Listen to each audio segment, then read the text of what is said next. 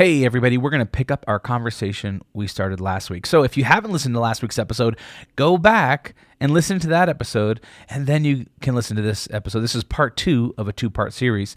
I hope you enjoy.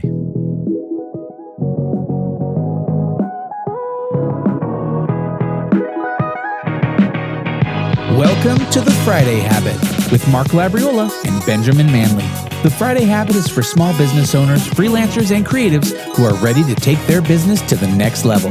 Join us as we discover how to apply the strategies we learned to grow our businesses, make more money, and live every day like it's Friday.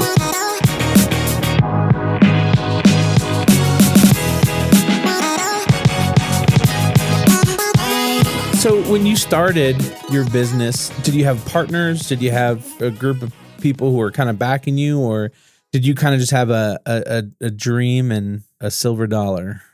So when I parted ways with the private equity firm, I started interviewing with companies again. I was just going to go back to a regular job. You know, we had a mortgage, 2 young kids. Yeah. I was just thinking, I didn't even think about starting a business. And I was interviewing with really, really large company that I won't name, like one of the largest companies in the world. And I was at their office, and I was actually at the hotel getting ready to go to their office. I was talking to my best friend growing up. And I was telling him, man, I'm just not really feeling these interviews. I don't feel like this is what I want to do. And these are incredible opportunities. Right, yeah. And I'm almost kicking myself, like, what's wrong with me? But I wasn't feeling it. And he said, you know what? We should start a business. And he was just joking. He was just kind of off the cuff joking. And it was like a light bulb went off. And I said, yep, that's what we're going to do. And we started doing, the idea was to do some consulting, because consulting something you can do without a lot of capital, a lot of cash. We were going to do things in healthcare where he had experience, but it was going to be healthcare marketing. So kind of combining both of our experience. We didn't get a lot of traction doing it, but that he left, he went off back to, focusing on his job, and he had his own responsibilities.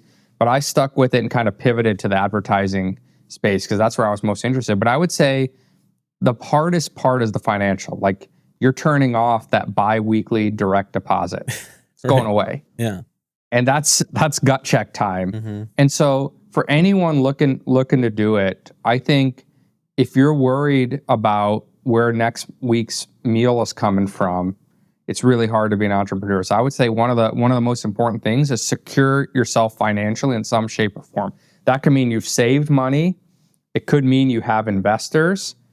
It could mean you've got some initial clients that you know are going to help you, give you some runway that you can build on and at least earn a bit of a living. It may not be where you want, but you can make some trade-offs. And we kind of did a little bit of both. We had some money saved, but we also developed a base of clients while I was working and said, hey, between the two of these, we see a launch pad, we have a runway to get to a certain point. And even if it didn't work out, we would say, what do we do next? Do we look at taking on investors? Do we look at different things? If you really believe in the idea, I would encourage people, try to stay persistent if you really, really believe, but I call it productively persistent. Don't just keep doing the same thing. See what you can learn, see what you can adapt, see how you can continue to provide more value to your customers in a way that makes sense for your business, and keep trying.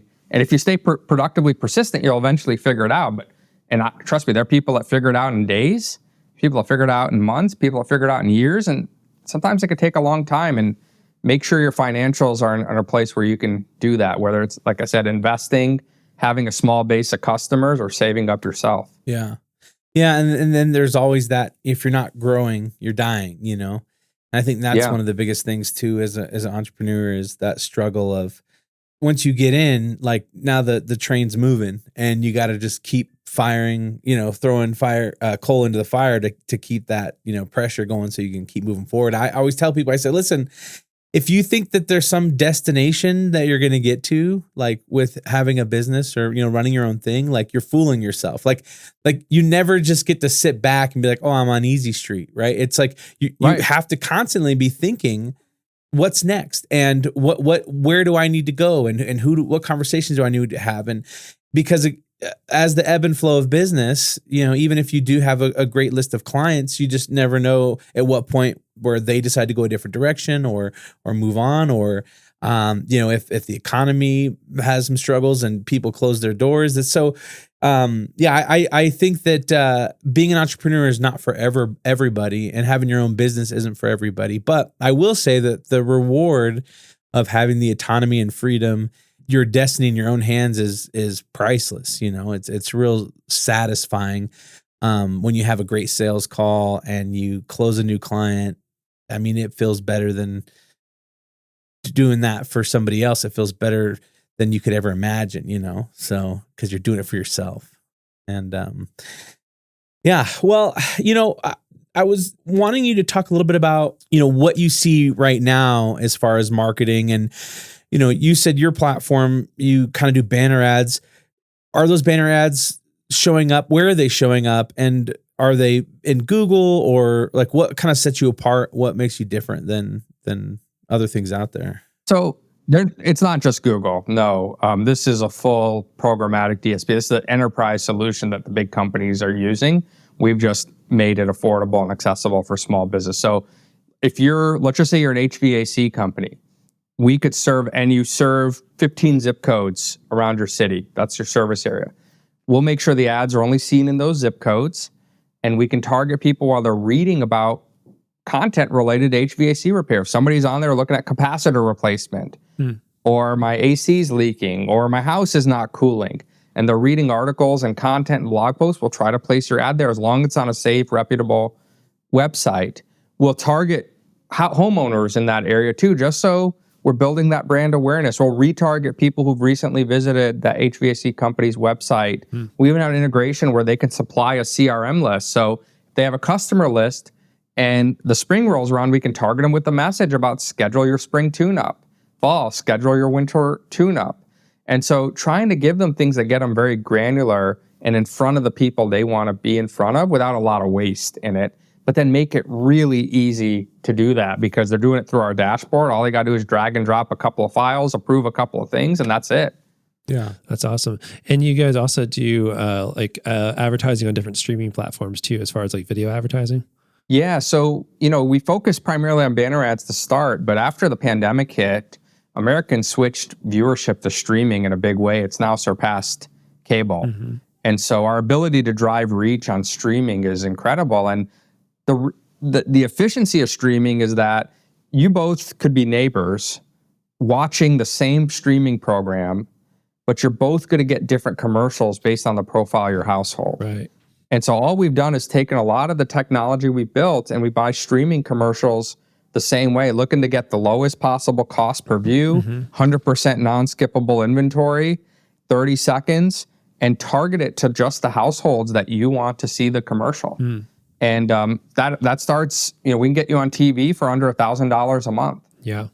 That seems super reasonable. Yeah. It's really interesting just seeing kind of how you guys have made it so efficient. It reminds me of my web design firm, our lowest package for a custom site is still pretty affordable, but for some people it's not, it's like at $5,600 right now, and for like a really small business or say like a local restaurant or something, they might be like, it's not really worth it to get a website like that. But to make it more available, we've created templates based on our designs, and we sell like, hey, here's a template for $300. You could just take this and follow these instructions to fill it out.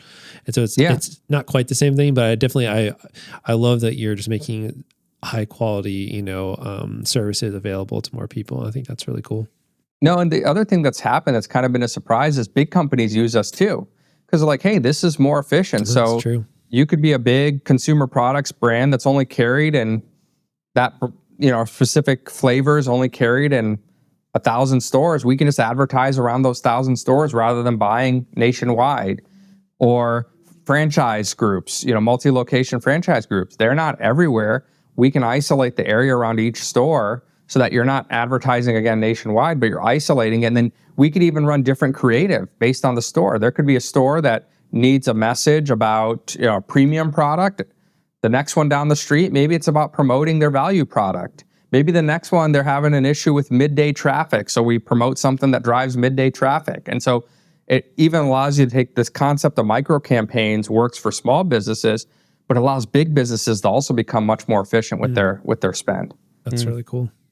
Yeah. So as far as what are like some of the mistakes that you see people making with their marketing? Someone who's maybe running their own thing, they're what are some issues that you see that are out there right now?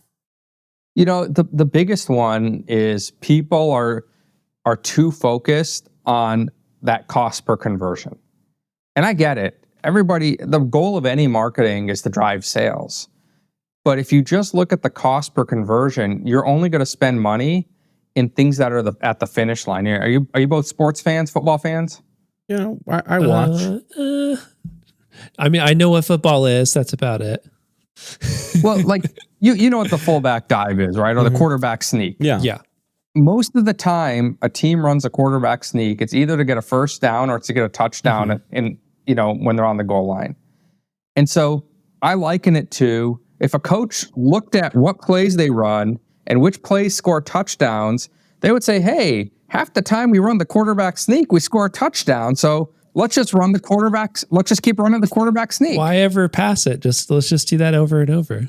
Every play. And that's the conversion. The conversion's the end of a long journey. Interesting. And so people see it and they're like, oh, let's just keep doing the thing that's converting. That's not how people buy. Very few people buy anything on one ad view. And if you really want to grow your business, you can't rely on that small group that makes impulsive purchases to grow your business. You need like a broader base of customers that make decisions like most people do. And so that's why a coach has a different playbook when they're on the other end of the field. They have a different playbook as they're trying to get into the red zone, a different playbook when they're in the red zone, and they have a different playbook when they're on the goal line. And different things work differently at different stages of it.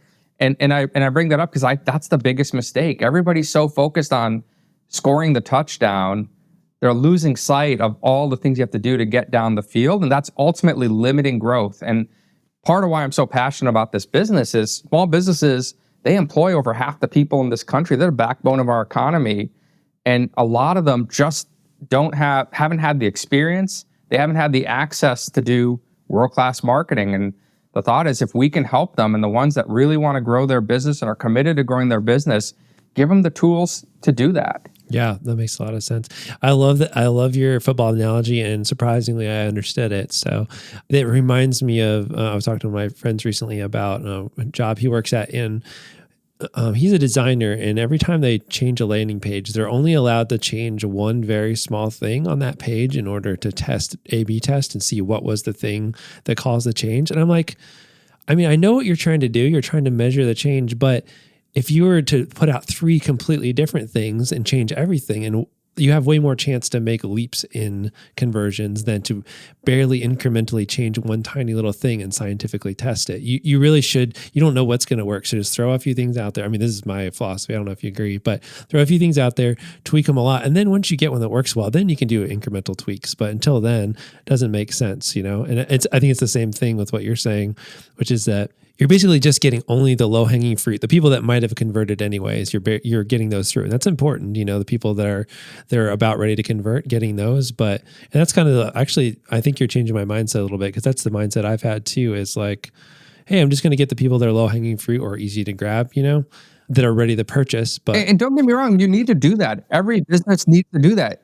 That's critical, but it shouldn't be the only thing you do, because there's very few people that fit that, as we all know. Anybody that's out there been selling knows there's not, that low-hanging fruit gets picked pretty quickly. Yeah, exactly. No, that totally makes sense.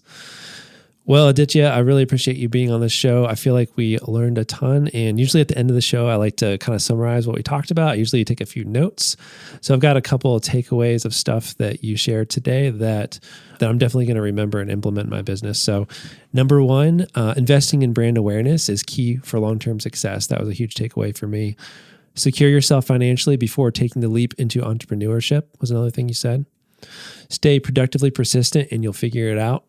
Not just persistent, but productively persistent, and great things take time to build. So those are some great takeaways from today. I appreciate you sharing those.